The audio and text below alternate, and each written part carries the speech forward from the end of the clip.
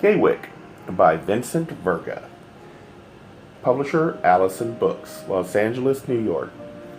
Narrator Eric Aust. Chapter 3. At the age of 30, Danough Gaylord is New York's most eligible bachelor. Keeping such tabs is of paramount importance in my line of work, Father William Collins chuckled. He is the most generous, the kindest, and the most compassionate person in New York, perhaps in the entire world. 3 years before, Gaylord had given St. Paul's a new rectory. 3 days before, upon hearing from Father Collins of my plight, he had sent an offer of employment, although he knew nothing of me. Most men admire him the way they admire the moon.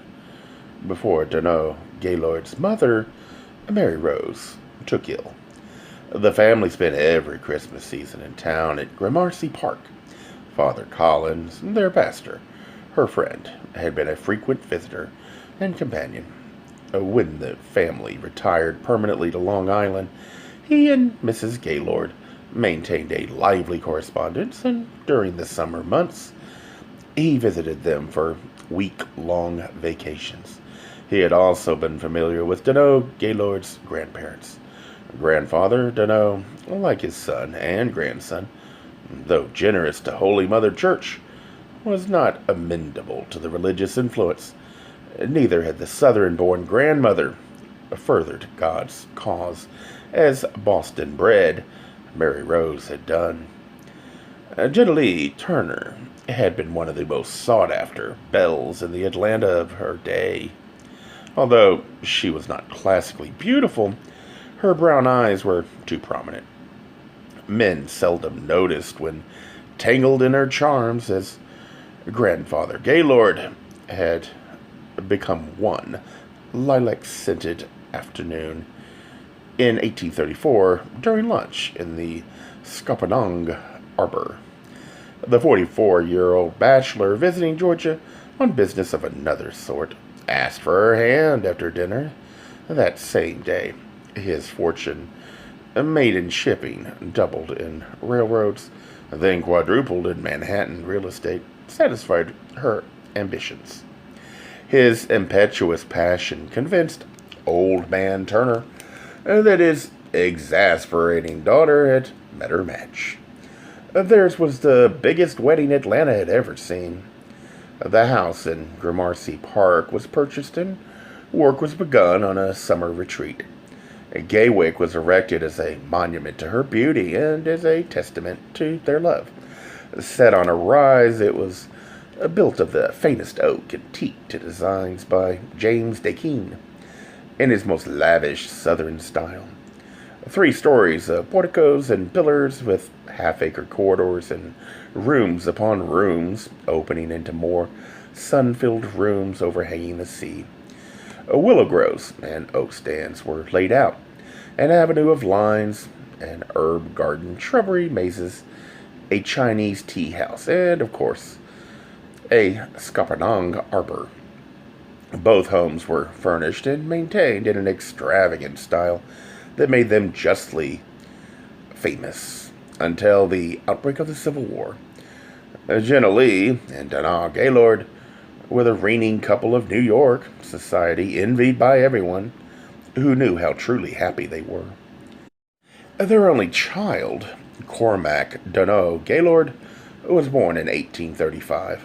He was educated by private tutors, and everything money could buy was bestowed upon him. He was endowed with astonishing beauty and a multitude of talents. At the age of 5, he spoke 5 languages, not counting classical Greek and Latin. At 8, Franz Liszt advised his parents he had the makings of a concert pianist. If he wishes to lead such a horrid life. At 14, he published an article in the New York Times evaluating Mr. Edwin Booth's New York debut as Cassio to the father's famous Iagio. But at 17, he touched upon his true genius with money received as gifts and allowance. He made himself independently wealthy with a killing in peanut butter. He was the first to package and sell it as a grocery item. And then, during the Civil War, he shrewdly invested capital on both sides of the Mason-Dixon line, making certain his investments existed independently, one from the other, so that whatever parts might be lost, the whole could not be destroyed. When the war ended, his money had increased 200-fold, and not even the depreciation of American currency disrupted his rise. The Gaylord wealth, like a few other private fortunes, flourished as no others had done before. Economists explain the phenomenon as one due to bizarre coincidences and inexplicable fates, like the collision of the sun and moon, one was jibed. There occurred other collisions, less propitious. As the war progressed, Jenna Lee Turner Gaylord worried herself into illness.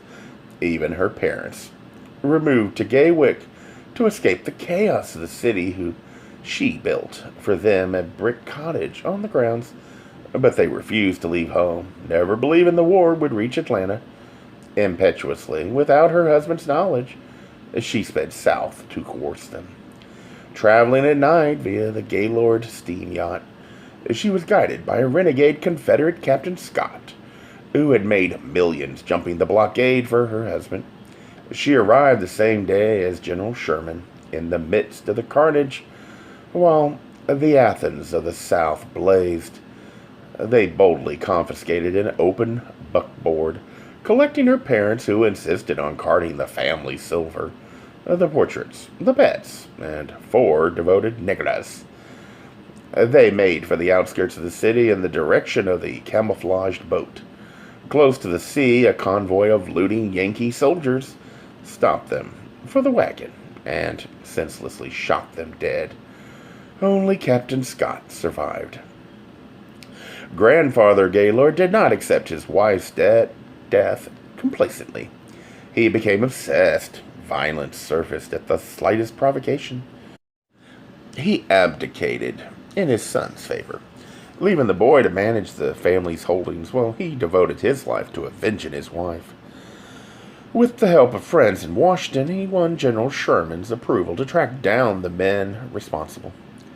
"War is not licensed barbarity," he set a huge reward on their heads, hired bounty hunters, circulated posters proclaiming Jenna Lee's martyrdom, and offered the tottering Confederacy vast sums in gold, as well as hefty promises of material aid, steel, wood, cloth, seeds, for reconstruction.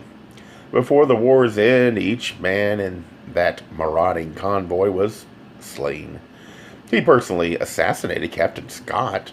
At the helm of the renovated steam yacht, he sailed into retirement at Gaywyck in 1867, aged 77, after being thrown from a wasp-stung horse while examining his potato crop for parasites. He died. During the frenzied post-war boom, Cormac Gaylord was the most eligible bachelor, the most sought-after dinner guest in fashionable New York society. Like his future son, he was reputed to have only 2 passions: money and opera. The later he discovered in the opening of the Astor Place Opera House, which his father helped build. That performance of Verdi's Anani awoke in him at age 12 an interest that continually provided his richest pleasures. He spoke of the American premiere of Donizetti's Roberto Davlas. 2 years later, as the happiest night of his adolescence, throughout his youth and early manhood, he attended regularly. In maturity, he arranged business trips abroad to coincide with performances he wished to hear. And by the age of 33, he was a prime mover in the project to rebuild the Academy of Music after the disastrous fire which he watched from the roof of his Gramercy Park home. With the Academy reopened, joined by Pike's Opera House, later the Grand Opera House, and the famed Metropolitan Opera, was, for a brief time, the center of attention in certain circles, for reasons far removed from musical appreciation. Ambitious young ladies, encouraged by scheming mothers became staunch devotees, vying to learn the latest arias in hopes of enchanting Gaylord during the suppers arranged for after whatever piece all were attending that night. Gaylord's valet made a tidy sum, informing the anxious of the week's arrangements. Years later, when the current Gaylord was about town, a similar interest in opera flowered, but with much less success. In March of 1868, on a visit from Boston, 18-year-old Mary Rose Reagan attended the opera with her aunt. Coincidentally, it was by Verdi. She wept throughout the performance of La Traviata, observed clandestinely from the neighboring box by Cormac Gaylord. The performance was a mediocre one, and the very young Irish beauty in her gown of white mule with pale beige lace was of far greater interest to the middle-aged bachelor. Unlike her peers, she did not spend the overture chatting with friends, the first act waving to acquaintances in various parts of the house, the second on the grand staircase discussing the fashions of the day or the latest liaisons, and the third asleep or preparing to exit during the fourth in order to attend some gathering at which Gaylord was the headlined attraction. From the moment the performance began, she sat transfixed. Initially, he was amused by her intensity. Her spontaneous responses touched him, and then the tilt of her head, the impatient gesture she employed to quiet a companion who attempted conversation during the Librarian, the audible sigh she made when the curtain fell on Act One, and her quivering response to the rising gaslight conspire to draw him to her. Mrs. Lacey, the chaperoning aunt, was an annoying, fatuous busybody, but he was willing to concede that 3 marriageable daughters were a heavy burden. She was doing the best job she could within the confines of the appalling mating dance, devised, he believed, to give women something to do. He had learned to forgive the hounding. Entering her box at the first interval, he was introduced to the niece, who smiled warmly. As polite conversation was resumed, he noticed that she refrained from joining in the general discussion, preferring to sit musing by herself, until his comments on the performance caught her attention. She did not address him directly. Then, displeased with his lack of enthusiasm, she declared she had thought it a splendid performance, and although it was only her first Traviata, she knew she would never tire of it, however poorly sung or gestured. And had she been at the first American performance in 1856 and heard Lagrange, she hoped nothing would ever diminish its magic for her. While everyone present stood or sat stunned by her declaration, Cormac Gaylord smiled. He apologized for his insensitivity and his unforgivable ennui. She blushed, apologized for her impertinence, and informed him that it was the most beautiful and important night in her life, and even if he spoke the truth, something she refused to consider, he must not insist she agree with him. He assured her he could never be tyrannical with one so enchantingly lovely. She laughed, blushing again, and held his eyes with her own. He returned to his box for Act Two, amused. He watched the aunt scold her penitently bent head until the music started. Then the bowed profile was lifted and its attention turned toward the stage with such determination that the chastisement was brought to an abrupt halt. Not even a heated lecture on the Gaylord millions could distract her from Traviata. During the second interval, he strolled. Miss Reagan of the Boston Reagans was badly shaken by Violetta's plight. He hoped she would have the stamina to endure Act 3. The evening had taken an exhilarating turn. His spirits were high. He impulsively accepted an invitation to visit a business associate's box, where the chilled champagne was delicious, until the resident twin daughters began straining for his attentions. Unamused, he quickly returned to his place. He was getting too old, he thought, for all the socializing required in the business world. He needed to make some changes. He needed something more acceptable as a private life, something that would make things easier. The young girl visiting her aunt sat enrapt, oblivious to his presence. Bemused, he studied her. When she began to weep, he felt a rush of tenderness surrounding to her sorrow. She allowed her tears to flow unchecked. By the end, she was crying uncontrollably. When the house lights went up, she continued to sob unashamedly in her aunt's arms, soothed by the other members of the disconcerted party. Cormac Danough Gaylord looked on, already captivated by her beauty and what he perceived to be her integrity. He capitulated to her innocence and the absence of affectation. Such a one as this, he thought, needs to be protected.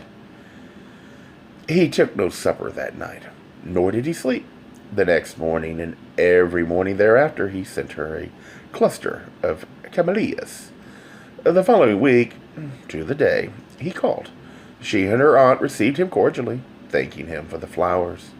She extended her hand, which he took, leading him into the parlor. She began discussing music in general, opera in particular. She attended often in Boston, but her father had not considered Traviata suitable for a young woman, which she hoped explained why she was unfamiliar with it in performance. Her father, she added, found many things unsuitable for a young woman. She revealed, above her aunt's protestations, that her ambition was the operatic stage. Past tense, she emphasized, sadly drawing his attention to her syntax. During the previous year, she had slowly come to realize that she lacked the physical stamina and fanatical discipline required. She had struggled to relinquish her ambitions without self-pity. Worried she would never regain her senses, her widow father had unwisely interfered. While not denying her abilities, he scoffed at her priorities. Women of your social class, he informed her, do not have talent. They have gifts, which are cultivated, not for themselves, but for their husbands' pleasure and their husbands' profit.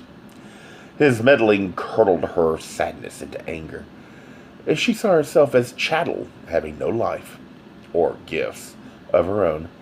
Dangerously depressed, she was given permission to visit her aunt, who suggested the opera to raise her spirits. And did it raise your spirits, Miss Reagan? Oh, yes, Mr. Gaylord. I finally heard Traviata. It did make me feel much better. He stayed for 3 hours. Before leaving, he asked her to sing something. Pleased, she sang L'Abbiamo from La Traviata beautifully.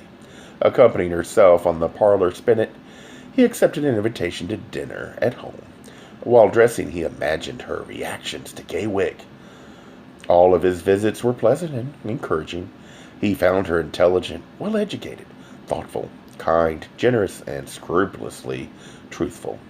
A virtue he thought no longer extant in younger women. She, for her part, found him constantly stimulating, patient, compassionate, gentle, and respectful of her ideas and feelings, which greatly pleased her, as each was beautiful. Neither considered beauty extraordinary, accepting their mutual attraction as natural and preordained. They were eager to know each other well. Visits occasionally began at breakfast. Luncheon often extended to tea time. He arrived full of plans for the day, outings in one of his carriages, excursions on one of his boats, or tours in one of his private railroad carriages. Always considerate of her wishes, he was never annoyed if she preferred a walk through a museum or a quiet day in the garden. The courtship extended for 2 months. On May 1st, she returned to Boston. On May 3rd, he journeyed to Boston to ask for her hand. On June 6th, they married. At first sighting, she loved Gaywyck. She had the paintings from their honeymoon in Italy and England and France hung at Gaywyck.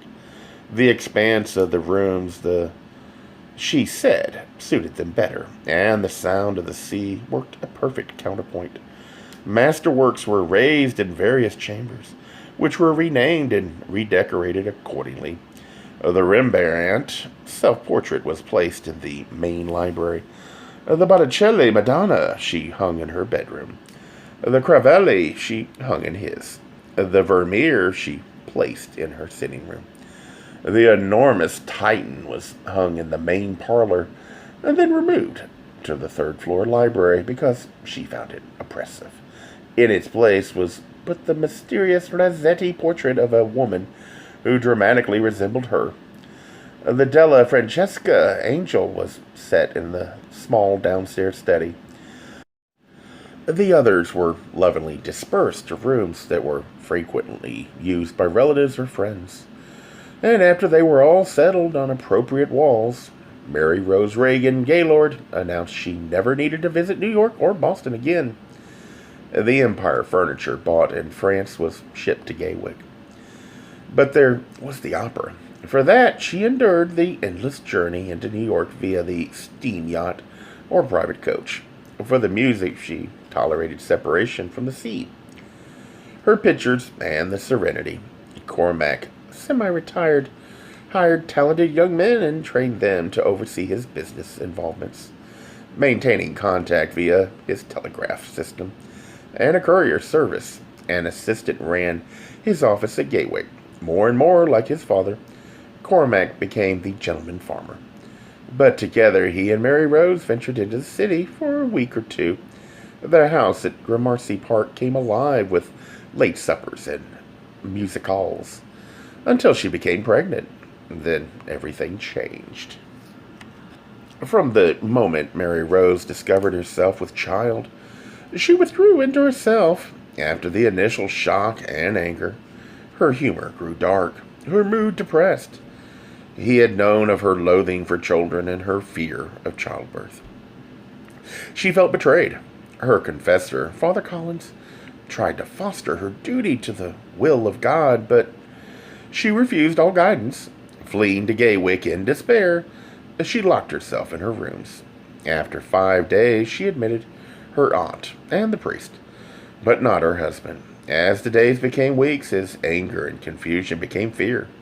Although her two intimates assured Gaylord she was coming around, he sent specialists of every kind to see her.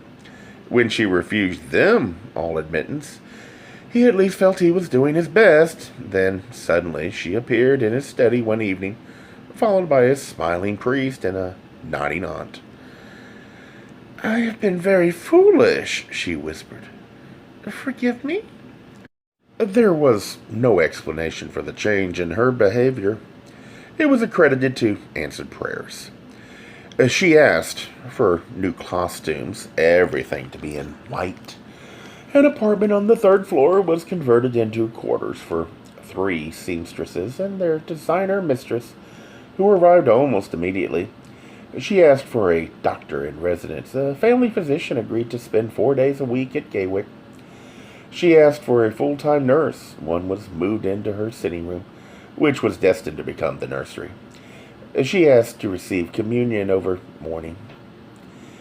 The local priest appeared to say Mass in the newly organized chapel in the third-floor library, with the large Titan supplying a proper sense of decorum, and the magnificent jewel-encrusted chalice, a gift from Cormac to the local church, supplying the proper sense of occasion.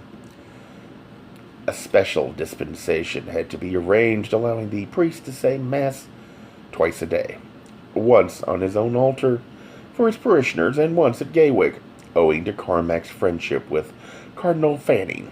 The delay was of no consequence. She asked for music. A chamber orchestra was housed in the cottage built by Janely Turner Gaylord, Each day at mid-morning and after tea, they made music in the willow grove or in the main parlor or the music room, depending on her whim. Vocal soloist stars of the various companies on her patron list frequently visited to perform arias and entire scenes from her favorite operas.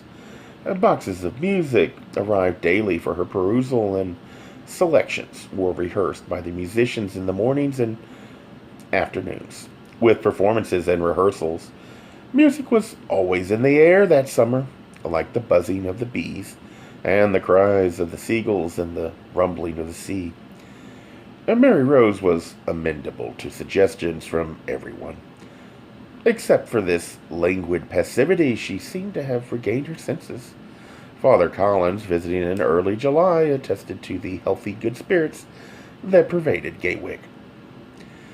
It was like a grand party at the height of the season. People you couldn't get a ticket to hear at the Met for love or money were warbling on the lawn. So exciting. The birth was expected at the end of November, having grown larger than ordinary and preparing for a heavy baby. The mother allowed herself little excess, spending most of her time reclining on divers chases in and out of the house.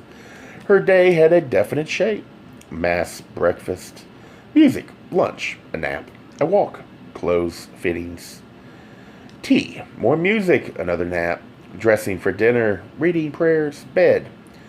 She seemed to thrive on the order Gaylord created for her until the end of August.